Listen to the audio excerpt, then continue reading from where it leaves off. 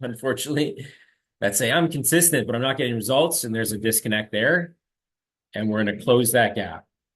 So the little leaks, some bigger than others, that can get in the way of our best laid plans, results, etc. And I have Abby here. I'm sure we'll help out and chime in as we go through this. So hopefully you can see this. Yes, yes. All right. When consistency isn't producing results, that's what today's quick audit is about. So it's not a motivational talk. I call it a calibration session because we know, just about across the board, everyone's working hard, showing up, tracking meals, completing workouts.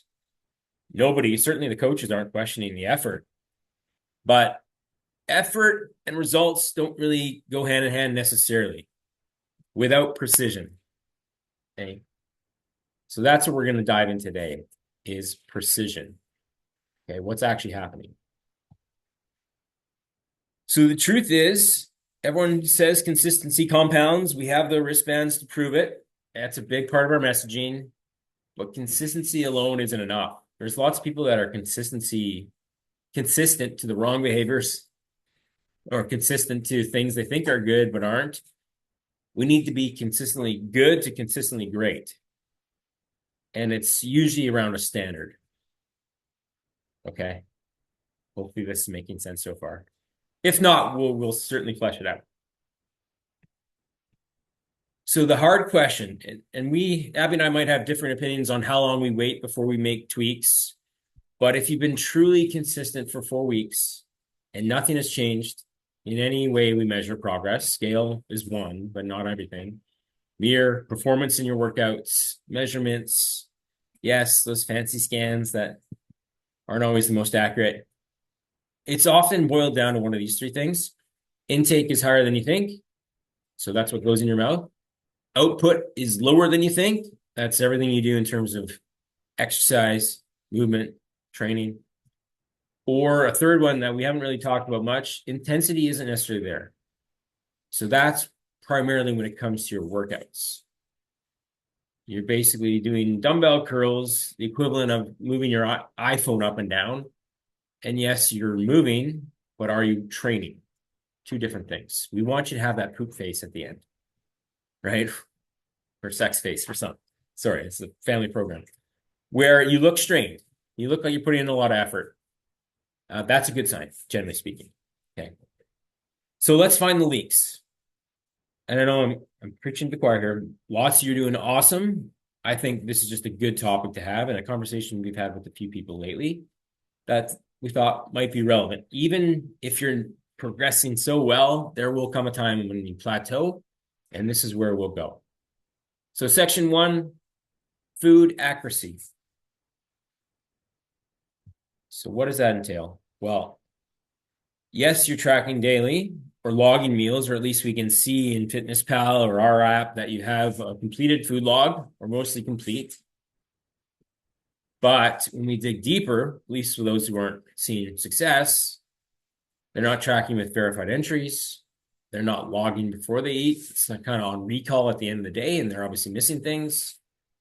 They're hitting a range on macros, but it's like right at the very tail end of what's allowable in terms of pass fail, 10, 20%, whatever it is. And then weighing and measuring is not really actually happening. Eyeballing, using cups, just kind of rounding up or down, usually down. So that's the gap, generally speaking. So what we look at first and foremost is we have to eliminate the eyeballing, especially if you're in the early stages here. Maintenance, by all means, eyeball is probably fine. Even for me, when I eyeball, my appetite far exceeds the constraints of my FitnessPal or our in-app tracker. My appetite is that of a 260-pound man. That's where I was, better part of my teens, early 20s. And that's still there unless I actually physically track and put guardrails on it. So the big areas we find are like pasta and rice, just like taking a measuring cup and dumping it. We want to actually get that in grams. Peanut butter, same idea. Zero out. tare is the setting on the food tracker or the food scale, and use a measuring spoon. Actually get the grams amount. Don't say tablespoons. It's always more than you think. Sorry, I can't see the chat, but it was popping up. Yeah, we'll talk about that. What to do when you're on out and about. And then oils and cereals, not tracking oil, even though it's 120 calories a tablespoon, easily adds up fast. Bowl of cereal, like a cup of cereal, that's not much. That's a depressingly small amount. And that's where these things can really go awry without realizing. Any other examples from you guys have found as kind of an eye-opening thing? Certainly share in the chat. That would be helpful. 2 is the weekend leak. You know, Friday through Sunday is 40% of your week, 72 hours. If all your good intentions go by the wayside for 3 days a week, that washes out 4 good days. You know, like not tracking alcohol. Restaurant meals we know can be easily 2,000 calories if you're mixing in the bread bowl, the drinks, the dessert, plus a full entree. That's 1,200 plus calories. So one big night can easily undo like 4 days of a deficit. I'm going to try to keep the chat open here. It keeps popping closed. All right. I believe most of you understand that, but even like a healthy salad at a restaurant, if it's marketed as a healthy salad, actually track it because it could be 1,500 calories with all the added toppings and so on. So good rule of thumb, build the rest of your day around it, pre-log that meal, the work back method. And ideally, it's not ideal, I guess, if you like going out and socializing, but try to minimize the amount of meals in a restaurant that you do not control. Fun Meal Friday, once a week. There you go. Cooking oils and liquids, I did touch on this, but like cooking oil in the pan that you don't count, that adds like easily 120 calories for 1 tablespoon and oftentimes is more. So you can use a spray. You can minimize the use of oils if possible, or go really lean with your protein source to compensate for some added fat. Salad dressings, the nice thing is there are options on the market now that are actually low calorie. What is that brand? Skinny Girl, I think. It's quite the name. But they have low artificial sweeteners, really low calorie. We have a few in the house and they taste just like the real thing.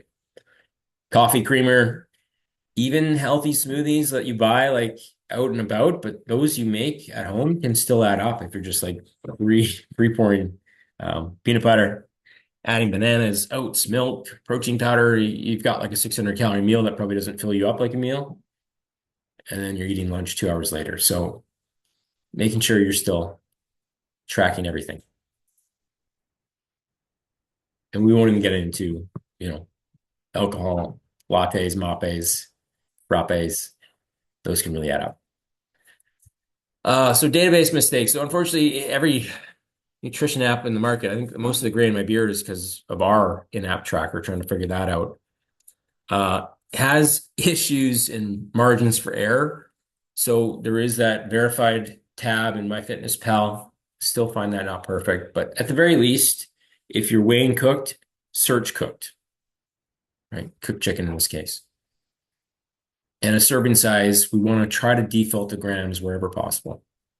And use the barcode if one is available and it's accurate. Always a bit of hit and miss there. Sorry, you sent that to me privately. Any questions so far? Making sense? Probably preaching to the choir here, but it's still helpful to have the reminder. This is for those on replay that are skipping the calls. So this is what to do if you're stuck is the next 14 days, fully recommit to weighing everything, every grain of rice. Luckily, you can just put it in a bowl. The technology allows for that. Track everything. So be really cognizant of, okay, why am I grabbing this? This counts. This still counts. This snack bowl at the office or in the lunchroom. If I'm eating a handful of almonds, that absolutely counts. It's hundreds of calories. Lick of a spoon, everything. Because that's going to rule out any inaccuracies. And you might find, wow, that's 300, 400, 500 calories more per week that I didn't account for. And try to pre-log. If you can't pre-log your whole day, like before you sit down to eat or while you're eating, to slow down the consumption, log that meal, because that's going to eliminate I'll remember it later, and then it doesn't actually happen. That can really make a difference. Okay. So that's the food tracking piece. Moving on to training intensity. Pre-logging is game changer. Yes. Yeah. So showing up is not the same as progressing. I worked out of a gym for nearly 5 years. Yeah. And we'd have so many members come in every day and work out, but not really change for the better. Oftentimes, most of them just gradually gain weight over time. Now, part of that is because the other 23 hours of the day, they were making their own choices. But a lot of it was just from my analytical eye, their form sucked. They were winging their workouts. They certainly weren't logging their weights on an app or on paper. And yes, showing up is better than sitting on the couch. I'm not arguing that point. But if you really want a return on your effort, you're going to spend the time working out. I've always been of the mind, I want to get a good return on this investment. We don't invest our money in the stock market hoping to break even. We want to see it compound. Same idea here. So you guys have your programs optimized. We've got the plan built, but there's another layer to that where are you actually training hard and really making the most of your time? So next workout you do, just ask yourself, did I have 4 or 5 reps still in me there with good form? Am I using enough intensity? Do I have a resting poop face in those last few sets? Like really feeling the grind? Massive difference in these two scenarios. Okay. So we do often use time sets to kind of force people to push beyond their comfort zone of about 12 reps. But at the same time, there still is some self-assessment you need to take here to get close to failure, not beyond, not putting yourself at injury risk, but still training to a point where it's hard. Okay. Hopefully that makes sense.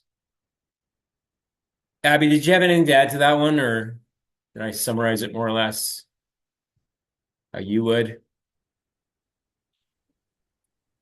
Yeah, I mean, I echo everything, being a trainer in the gym, watching people over a lot of years. It's just you look around and yeah, there's a lot of people that are just kind of going through the motions and, that's great at the start. We're doing something, but eventually if we just keep doing that, we're just going to stay the same. So there is definitely a component to are we actually putting intensity into what we're doing and not just is it movement or are we training? You know? So Yeah, two very different things. Even exercise versus training. yeah. The group fitness model where you're sweating and doing Zumba. Yes, that counts for your movement, but we think of training as the muscle and bone building piece to this equation. Yep. And that only responds to hard sets, hard reps. Yeah, for sure. Yeah. So the term you may have heard is progressive overload. So that don't get too caught up in the science of this. Are your weights gradually going up over time? Sometimes maintaining your strength, if you're in the depths of a diet, is still a sign of progressive overload. But if you're using the same dumbbells you used a year ago, 2 years ago, something to be said for what's wrong here. Are we truly pushing our limits? If the weight is stuck and you couldn't make a jump anytime soon, are your reps up? Did you do 2 more reps than you did 2 weeks ago, a month ago? That's still a sign of progressive overload. And are you stronger? Is there something you could do today that you couldn't do 8 weeks ago? Can you hold a plank for extra 30 seconds? Has your form improved? That does count. Are you slowing down the lowering of the rep, like we talked about last week? And you can do that because you're stronger. All signs of progressive overload, but it's worth auditing, which is why we kind of ask you to, and we incentivize personal best in the app with those badges, is so that we get people pushing a bit. Okay. Any questions? Otherwise, we'll keep rolling. Okay, we'll save some for the end team. So last one, you guys all understand this. Cardio is great for heart health, improving endurance, certainly longevity, in conjunction with what you eat and where you how much weight you carry, and your strength training for sure. They all play a role in living longer, which is a goal of ours, but it's mediocre for fat loss on its own. So if your strength training is inconsistent, you're not really pushing. Your nutrition certainly drives the fat loss. Strength training builds the body. Cardio supports health. If I had to kind of put that as the one sentence takeaway, that is key, the bolded section here. So don't start with cardio and ignore everything else. It's the icing on the cake. Okay. All right. Section 3 of this audit is output and adaptation. So unfortunately, your body is smarter than you think, and it's constantly adjusting to keep you in homeostasis, which means what may have worked in month 1, week 1, may not work in month 3. Okay. So looking at your step counts from where you started to where you are now, sometimes when we reduce calories, our body just kind of rolls back our energy a bit and our activity levels go down without us realizing. So truly tracking this and being consistent with it is a way to keep our NEAT up, our non-exercise activity thermogenesis, which is essentially the difference between breaking a plateau and maintaining good, consistent results and hitting a plateau while doing the same things we did to start. Okay. Big fan of step counts. The diet fatigue effect. So when calories drop, unfortunately, your body fights back. There's no starvation mode or I must not be eating enough. That's why I'm plateaued. That's not what I'm talking about here. But it's called adaptive thermogenesis, where when you reduce calories, you start to lose weight, your body's going to try to make up the energy gap somewhere else. And often it means reducing your activity, how much you fidget, how much you move. It's conserving energy without you being consciously aware of it. It can make a huge difference, 200 to 300 calories a day. So that's why we fight for that step count. That's one of the main reasons for that. Being consistent with that, because this is a real thing. Starvation mode isn't. It's still what goes in your mouth ultimately determines weight loss or gain. You can't undereat your way to fat gain for sure, but this plays a role. Okay. So being aware of your activity as you go through the diet, and sometimes a little mini break makes sense for some, but oftentimes it's just people are moving less than they started, and that's why they're seeing less results. Okay. And last but not least is the standards we've set. So effort isn't the problem. Your execution is. Zoom user, yes. Not sure who that is. I don't see a. Is it Wendy? All good. So what do I mean by that? Well, effort feels high for everybody. You're tired, you might be sore, especially if you missed a few workouts. You get back into it, you got that muscle DOMs again. You feel like you're grinding. But the truth is, a lot of people come into the program having every day was a cheat day before. So any structure feels like sacrifice. So it seems subjectively like you're giving everything, and honestly, emotionally, you feel like it, and you are. There's validation in that. But objectively, if we're not getting results, the tracking must be loose, or the intensity isn't quite where we need it to be, and we'll build up, or the daily habits just have gaps. The big 5 are just not being adhered to as consistently as they need to be. Okay. All right. So closing the gap between perception and reality. What consistently good actually looks like is food actually being weighed, not eyeballed. Okay. So there is a time and place when you need to eyeball. We're going to talk about that in a second. But perfect world, if you've got that food scale in front of you or within arm's reach, use it. Cap hit within that 10% above or below on both calories and protein. If that's not being hit, or it's 60% adherent or below, the other 40% is going to wipe out that 60%, which is why you get into a plateau. 7 hours of sleep a night. It's just hard for everything else to be adherent when you're overtired. Steps, again, I talked about like not having these really high days and then really low days, like averaging out that 8 to 10,000 as best you can. No one hits that 100% of the time.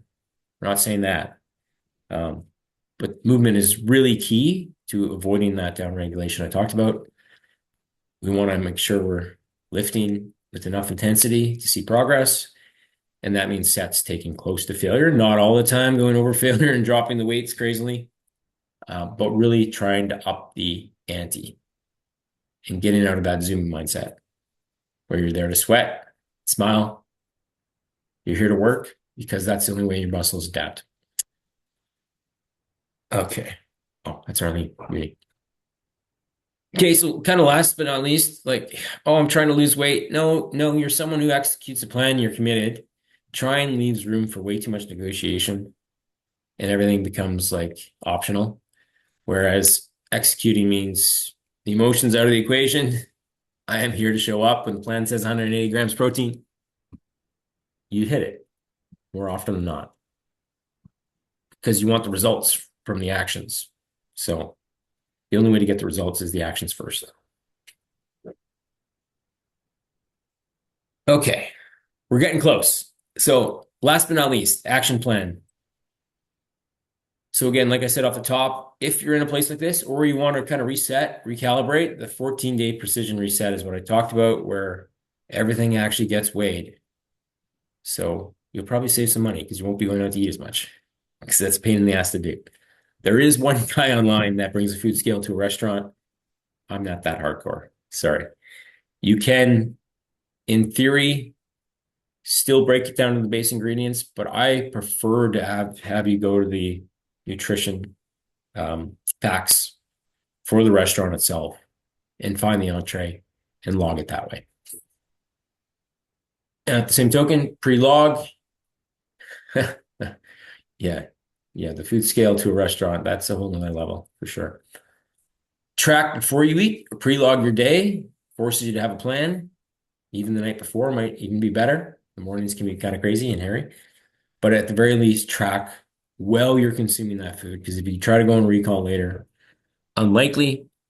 Let's up the ante in our training sessions within 1 to 2 reps of literally having to drop the weight because you can't perform the exercise. Hit your steps and sleep. Easier said than done, depending on who is involved in your family dynamic, but or hormonal. But if you give yourself 8-hour window in bed to shut off your phone, odds are you're going to sleep enough to feel rested. That's the main thing.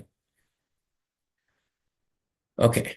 And then after 14 days, I will say we adjust calories first. That's not always the case, though. Just for the purposes of the slide, it made it simple. This is just a diagnostic test to say if you do everything right and you still don't get results, fine. It's the plan's problem. But 99% of the time when we do this, we do it right, sure enough, we break the plateau. So that's the challenge for you guys going forward. Is you're not sucked. You're inaccurate, maybe understimulating your training or inconsistent with your standards. Boom. Off my soapbox. Anything to add to this, Abby? Or we can open it to questions. We can see if we have questions first, and then I Yeah, can. okay, sure. Any brave souls want to step up and share?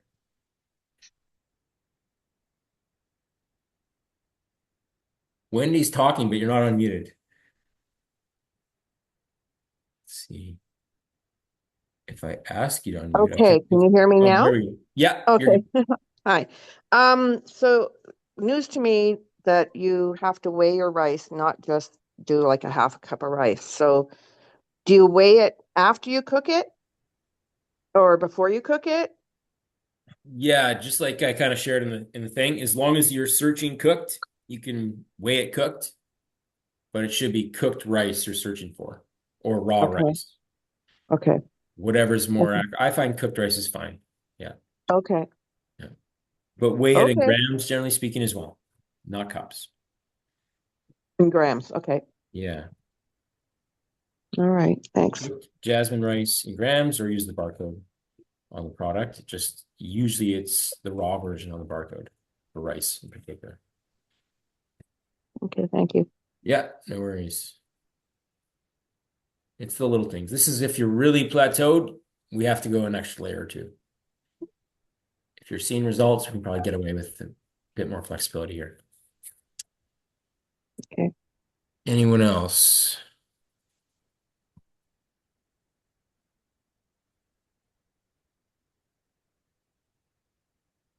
Okay. Floor is yours, Abby. Oh. I just wanted to say that like we all want it to be easy. And we all want results and not have to change much. That's just human nature, right? So we feel like, oh, well, this shouldn't matter, or this shouldn't matter, and it does matter. And a lot of people will say they're in a plateau, but they're actually not being consistent with the big five, especially with your food and your targets. So we're not ever in a plateau if we're not being adherent. I've seen that the last few weeks with some clients is, frustration, but it's like, well, you just said you were 2 out of 7 on your calories and 1 out of 7 on your protein this week. So we're not plateaued. We just have to follow the plan, and improve in our adherence. And those are two different things. Is being in a plateau is different than I'm just not doing what I'm supposed to do. And things aren't going to work for you until you actually put the effort into being more consistent. So, we just human nature, we have a hard time taking, not, how do I want to say this? We have a hard time with admitting that maybe we're not doing everything we need to do. And that's just, like I said, when we take full responsibility of what we're doing or what we're not doing, I think the game can change for your results. Because how awesome is it that, you know what, I'm just not being as consistent? Well, there's the problem. We just solved the problem of how we can get better results. But sitting in a frustration and knowing that you're trying to get away with as much as you can, or like, well, oh, I'm tracking and I hit my targets. Oh, well, oh, but I didn't count the oil, or I didn't count the restaurant meal, or I didn't, but I'm showing that I'm hitting targets, but am I really? Like, that's an incredible frustration. And some people are like, well, this is, if you really want to see if your targets, if you're really, this is a little bit extreme, but it will get you to understand that when we hit targets, like we get faster results, is for 7 to 10 days, literally eat the same meals every day within your targets. Don't change any variables. And that sounds extreme, but that can get you to make you realize that when we stay within, well, when we do what we're supposed to do, when we stay consistent with what we have, like the game can change for you. So does that make sense? Mitch, am I making sense? Oh yeah, there's a lot of head nodding going on Yeah. here. They get it. They understand. It's our ego is gets in the way. I do the same, right? I Yeah. selectively remember the good choices and forget the bad, and then wonder why I'm Quick stuck. question. Cam, go ahead. What would you consider a plateau? Like 1 week, are you expected to lose every week or every 2 weeks? Yeah, I kind of said off the top, like the very top end of it is like 4 weeks of totally consistent effort, and we're not seeing any measure of progress. I like to kind of move that back. I think 3 weeks is more where Abby lands too, 3 to 4, potentially. yeah. Yeah. That seems like a lot, but there can be things happening beneath the surface that are progress. We just can't quite measure it yet. And there will be a breakthrough if someone's legitimately following the plan. Yeah. So yeah, I would definitely give it more patience than a week because things can fluctuate like crazy in the short term. But when we zoom out, chances are we'll see, movement, positive movement over a three week time frame for sure. Yeah, follow. Any follow up to that or No, No. I follow it. Oh. okay? Maybe on your end, Abby? No, like I said, when you said, for the next 14 days, like I don't want people to get in the mindset of, oh my God, like we have to be this restrictive the rest of our life. Well, no, Mhm. that's not what we're saying either, but it is like this test of just getting honest with yourself, to be quite frank. But also, if your goal right now is fat loss or weight loss, then maybe that does mean that you can't eat out as much. until we get into the maintenance category or the building category. Like the goal should be not to be staying in this fat loss phase for an extreme amount of time. So it's like fully commit to it. And if you're eating out and drinking every weekend in a fat loss phase and you're not, we're just prolonging and those things aren't being accurately tracked and we're, just half-assing it, excuse my language. It's like we like go all in on a fat loss phase and you'll get out of it faster and then be able to relax and by relax, we still have to change our habits. It's not like we can just, once we get to a certain point, we just, oh, well, I'm done. You're never done. You're never done, but you can I call it loosen the reins a little bit, have a little bit more fun foods, and maybe you can eat out, you know, a little bit more, like more often, but we have to understand there has to be sacrifices depending on your goal, no matter what you want. And maybe in a fat loss phase, make that commitment that during this, whatever, 6, 8, whatever, 12 weeks, that these are my stipulation and guidelines because I want to get out of this and get into a maintenance phase where it's a lot more fun. Build phase, even more fun. So Mhm. hopefully that makes sense. Totally. Yeah. By definition, a deficit isn't forever, or we'd eventually end up at 0 pounds or die. So we do have to stick it out in the early stages. In order to lose fat, you got to be in a deficit. We understand that. But the sooner you kind of stay consistent, the sooner you get to an area where you can consume more calories, can have more flexible weekends. It's just, you have to kind of earn that. And for me personally, like when I first started this whole journey way back, every day was a cheat day, right? Before I started this, I'm like, well, I probably have earned some rigidness to my dieting for a while here because I've banked plenty of cheat days to get to this point. So like Mhm. Razi said in the comments, like it starts off really hard because everything you're doing before this was the complete opposite, but it becomes more second nature, becomes easier, and eventually just becomes just part of who you are to do this stuff. And I think that's where you need to get to. It's just like pushing a boulder uphill at first. Hmm. Eventually you get some momentum, right?